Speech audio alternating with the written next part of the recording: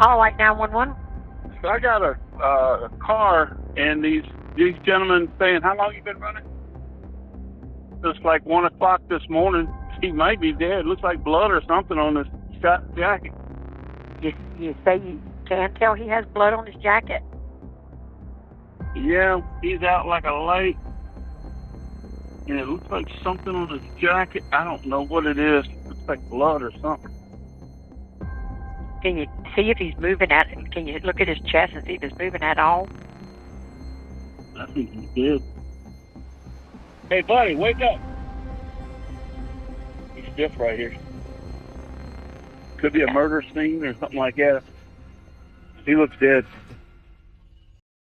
After the 911 call, investigators arrived at the scene. The priority is always, when I first get on scene, is always check for safety and the well-being of that subject and check to make sure he still is alive.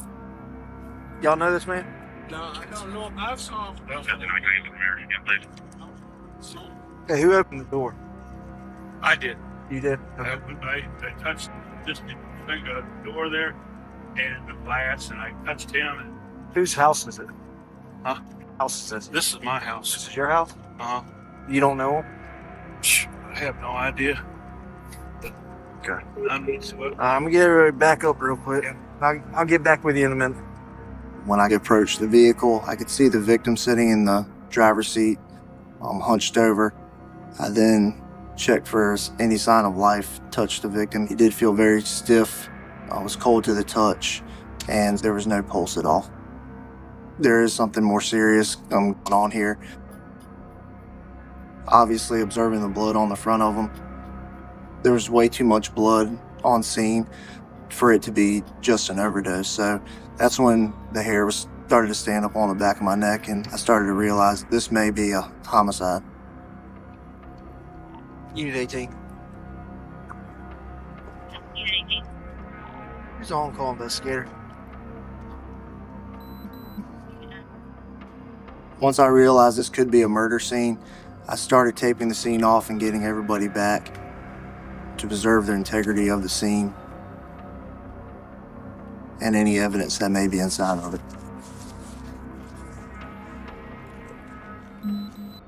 Within minutes, the VMS team arrived at the scene and began trying to identify the victim.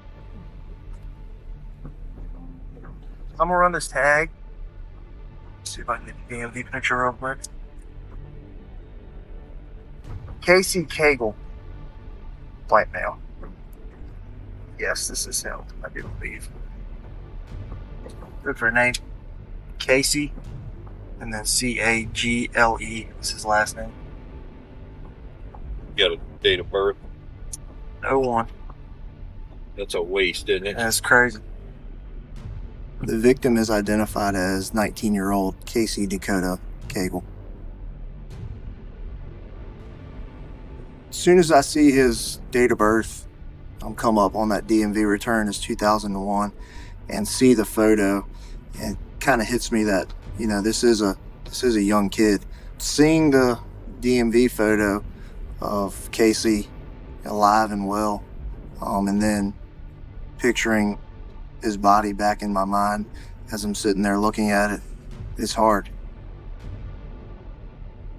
The victim's address on his DMV return was in Sedley, Virginia, and that kind of stuck out to me because it's a neighboring county, probably 20-30 minutes away from us.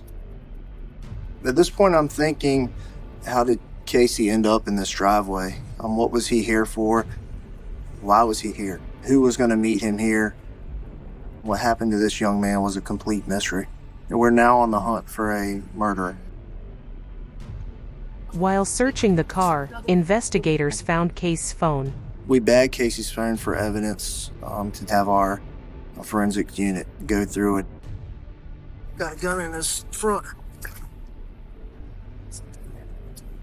We pulled the victim out onto the body bag and we start going through and inspecting the body. We did see Casey had a firearm in his front waistband. The weapon was still in the holsters.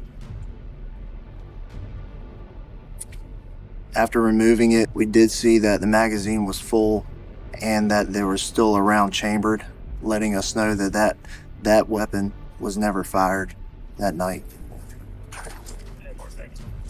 We turned him over onto his side, and at that point, we did see a gunshot wound behind his right ear in the head, and it appeared to be from a very close range.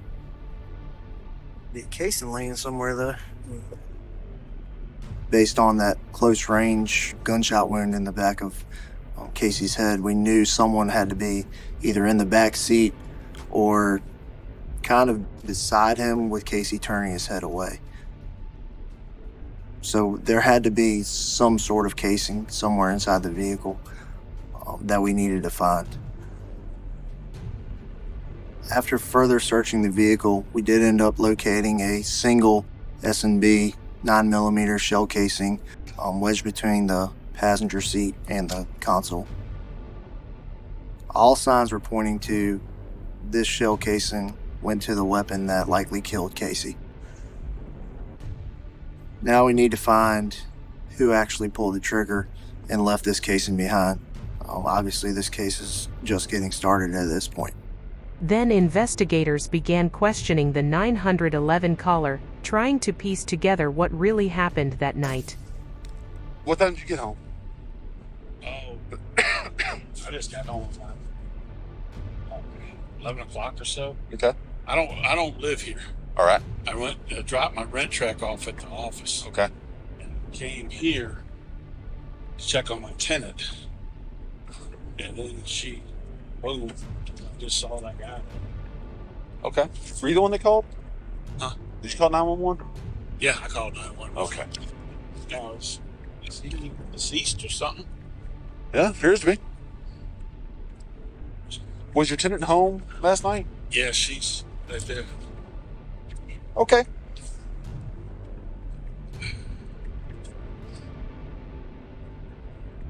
I tell him this is a safe place. It is. See, it is a safe place. It just happens you happen to be right there. He lets us know that he's never seen Casey before, he's never seen that vehicle before, didn't expect anybody to be parked there. Now we're thinking in our minds, does the tenant know Casey? Did she call Casey over? Were they supposed to be meeting? Did she hear a gunshot? You told the guys you don't know this vehicle or you don't know this individual. And what time did you notice the vehicle out there? I didn't. Like my landlord, he said, you know, you have to turn your driveway. He said, no. And I looked out. Yeah. No. Do you have a daughter? I did. It's the only daughter you have? Yes. Okay. I'm just trying to make sure that there is no relation between you or your daughter and him. My daughter lives in Berkeley. Is that a trailer court? No. Uh-huh. No. Just to make sure. And you live here alone? Yep. The tenant did mention that she did have a daughter, so we start to think, was the daughter the link to Casey being there at the trailer that night? After speaking with the tenant, she told us she didn't know what was going on, did not know the victim in the vehicle. She seemed very concerned about what happened, but did not hear anything. Looking further into the tenant and her daughter, we found out that there was no connection to Casey. So the mystery of Casey's homicide was deepening by the second. Then investigators found a CCTV camera in the trailer park, and the footage revealed key clues. Proceeding at a speed that indicated to us that he was unfamiliar with the area, or he was looking for a very specific address or looking for an individual that may have been outside to meet. And that was the last time Casey Cagle was seen.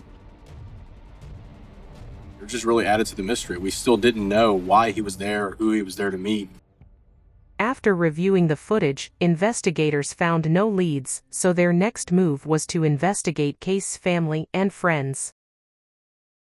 First, investigators spoke with Case's mother. I'm Investigator Lacey. This is Investigator Edward. You can see right there. What is your relationship with Casey? Are y'all close? Do y'all talk regularly? Yes, we're very close. We've always talked regularly. We've never not talked regularly. Casey was fairly isolated. I mean, he hung out with his girlfriend. Before her, he was always isolated. When was the last time you talked to Casey? Maybe about a week ago. Did Casey ever talk to you about anybody that was bothering him, or that he was afraid of, or that he was concerned about? Never. Casey have a job? Not to my knowledge. He's always said that he's looking for work. He's gotten a few jobs, but then stopped working. He never holds the job. But it's because he's got another source of income. I understand that you made a statement that maybe he was dealing some kind of drugs. He was. After we learned that Casey had potentially sold narcotics, it kind of changed our focus a little bit. He was supposed to be making a delivery that night. But now we're thinking that maybe this was a drug deal. Maybe he was going to meet someone to sell drugs, or going to meet someone to get drugs, and it just turned sour. How do you know that? Because I talked to his girlfriend, and she said that he was supposed to make a delivery, and that that when he left, he said that he wasn't going to do it. Did his girlfriend say who he was going to meet? She just said a delivery. She probably would have known their names. Knowing Casey, I doubt he would have even told her that. How would Casey know in that trailer park? I have no idea. When Mom told us about Casey's girlfriend, that really gave us an avenue to go down. Individuals may not share things with their parents, but the ones that are probably the closest to us at that age, and the ones that know us the best, are our significant others. We're trying to get to the bottom of it. I do appreciate y'all's time. Yeah, thank you for coming out. We were really interested to talk to her, to find out who Casey's friends were, and also if she knew where he was going. Was she with him in the car? We didn't know if she potentially was a witness to this crime. Then investigators spoke with Kay's girlfriend, who arrived with her parents. Part of my job is finding the truth. Okay, so I need you to tell me the truth about anything you know. Obviously, we're here to talk about Casey. Okay, I know it's emotional. All right, I know it's tough. Obviously, she was extremely emotional. It seemed like they were very close. She was very soft-spoken. Seemed very, very emotional, very torn up about the incident, about the loss of her boyfriend. When was the last time that you talked to Casey? I think it was Sunday, the last time he called me. And, so like I said, we were arguing. And I kept hanging up, he kept calling. And he kept hanging up too. But the last time he called, he told me. Because, actually, he's supposed to do a delivery for somebody. What kind of delivery? Because he sell marijuana and stuff. And, he is supposed to see, I think 2 people. Okay. But, he's supposed to drive there. But, we kept arguing because of this girl, but he called me and he said that he is not in the mood anymore. Is that not in the mood to argue with you, or not in the mood to sell drugs? I guess both, because I guess I pissed him off. And I think I just made him, not in the mood for, delivering it, meeting those 2 people. I don't know. Did he say what the 2 people's names were? I think I asked him, but I forgot the name. Did he say where he was supposed to make the delivery? Let me think. I think I asked him. Oh, no, actually, no, I didn't ask him that time because, like I said, we were arguing about this girl. Okay. So when he was arguing on the phone with you, he was supposed to be going to deliver drugs. When she told us that they were having a fight, that really piqued our interest. So at that point, it kind of stood out to us of, how bad was the fight? What was it about? And could it give her motive to do it? Who was the girl y'all were arguing with? The girl, I only know her name because I saw it on Snapchat. When we pressed her a little harder, she provided the information this fight was about a girl, and the name that she gave us was Anna. Now we have a name, and we don't know what Casey's relationship with this girl was. We don't know who she is. We don't know where she lives. We don't know if Anna was with Casey on the night that he was killed. We didn't know if she was just trying to steer us in another direction of another person to take the the heat off of her. It's really, really important for us to track down Anna, and we need to do so quickly because this was obviously a hotbed for this couple and caused them to argue potentially minutes before Casey was killed. Investigators tracked Anna, and she came in for questioning. So Anna tells us a very different story than Casey's girlfriend does. I'm investigating the death of Casey. She said that her and Casey were just friends. They would just check in on each other every now and then, but they weren't this romantic relationship that the girlfriend kind of let them out to be. What kind of prompted you guys talking? He posted something. I swiped up on his story and I said, "Are you okay?" And he just started like telling me just crazy stuff. And that wasn't like him. So I asked him, I said, "What is going on with you? What's wrong?" And he started texting me in like Spanish. Yeah. From Saturday, that's the only thing that I have saved, and he saved it. But it was just stuff like that he was texting me. And he just kept cussing me out. And then I stopped texting him. And a few minutes later, he texted me and said, "Sorry, that was my girl. She took my phone." And she said all that. We were able to see those messages. And her and Casey's relationship wasn't anything like the girlfriend thought it was. Have you heard anything about what happened to him? All I've heard was that he was just shot one time and I'm assuming robbed. I think dude should just question the girlfriend. I don't know why. I just had this really weird feeling. So, I don't know. I think she could have set him up probably. Anna does indicate that the relationship between Casey and his girlfriend may have been a little more rocky than we originally anticipated. She kind of pointed the finger back at her. With the statement that Anna provided, we don't think she's directly involved in Casey's death. But that kind of gave us a lot more questions for the girlfriend we needed to drill down on for her. And based on the information that we have right now, there really wasn't anything concrete pointing at the girlfriend. We still did not have a viable suspect in Casey's death. After speaking with Anna, investigators checked the phone call records and messages. While going through Casey Cagle's cell phone records, it was determined we saw some messages that were from a Shimon Wilkerson that night around the time that we think Casey was murdered. We needed to know who Shimon was, and we were able to identify that Shimon's mom lived in Beaverbrook Manor about 4 houses down from where Casey was found. This was huge for us. This was a big thing. We were finally able to potentially show a link as to why Casey was in that trailer park.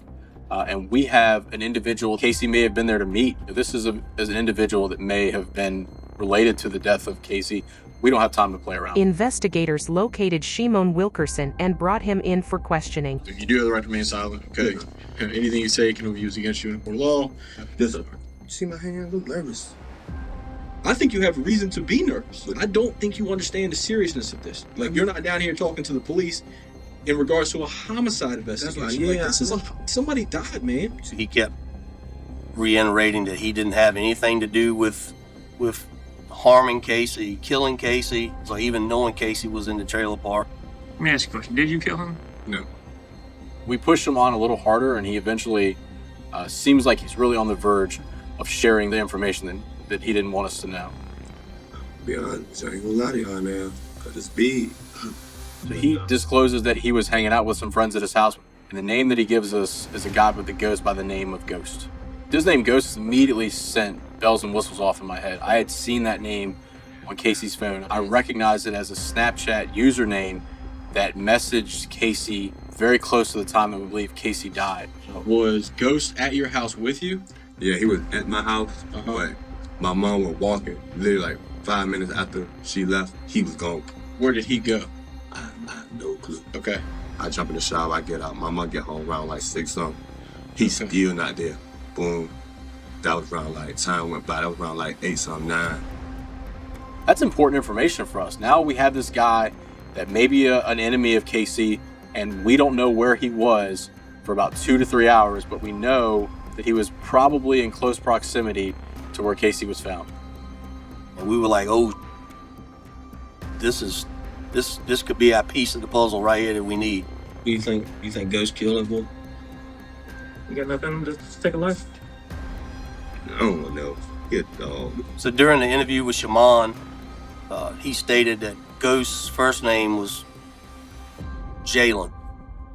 So we have other detectives working behind the scenes and trying to connect Ghost and Jalen to see if there was anything in a database that would link the two, and we were able to find out that his name was Jalen Freeman.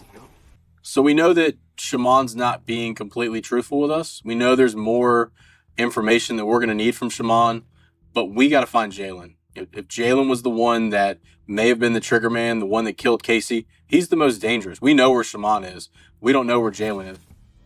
The hunt for him began at that point.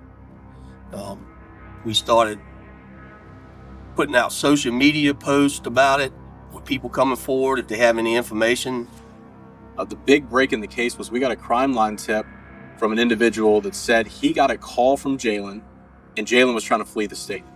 He said the police were on to him, and when this caller asked him why, he said, I shot that boy in Beaverbrook Manor. I killed that kid. I've got to get out of here. So we had to move fast that night. We were able to find a guy who wanted to remain confidential, but he was extremely cooperative. And he gave us information about a vehicle that Jalen got into after he dropped him off, and we were able to track that vehicle to an apartment complex in the city of Franklin. This young man, he's desperate. He's desperate to flee the state. Is he desperate enough to take someone hostage? Desperate to kill someone else? You don't know what's going through his mind, so we had to come in full force and take him into custody. It's an extremely dangerous situation. He showed a propensity for the taking of human life, and we don't want to be next. We want to make sure that we go home to our families, and every one of those apartments go home to their families. All units, J4. It's stressful. You're trying to calm yourself down. You're trying to calm your adrenaline down, calm your nerves down.